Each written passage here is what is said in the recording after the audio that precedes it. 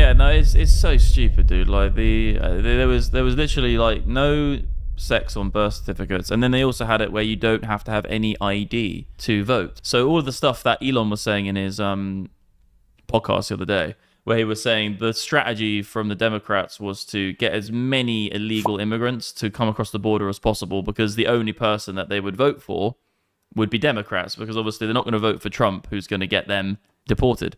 So the whole thing was, it really does. I was like, I'm a bit skeptical, like, really, were they genuinely trying to do that? But it makes sense. It's like, get fuckloads of immigrants to come over the border illegally. They shouldn't be allowed to vote, but if we have it so there's no ID of the voting, they'll all come in masses and vote illegally because they haven't got, you don't need to show ID. That means we'll get massive amounts of votes from all these new people coming in, which means it's not even possible for the opponent to win.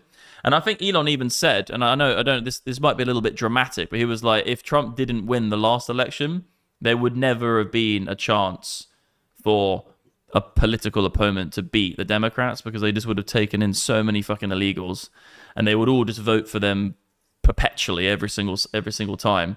Like, you literally have to have identification to buy cigarettes, beer. You need ID to do loads of shit you go to a nightclub. But apparently when you vote for the president, you don't need an identification card in New York and California, which is just completely nuts. But wait, let me go back to that fucking point about this whole fucking thing with America and the voting thing. Because, I don't know, like, I'm always like, I always sit on the side of skepticism when it comes to conspiracy. And I know that a lot of conspiracies actually have come completely true, and hats off to all the dudes who were banging on about these things for years, who actually became correct on what they said.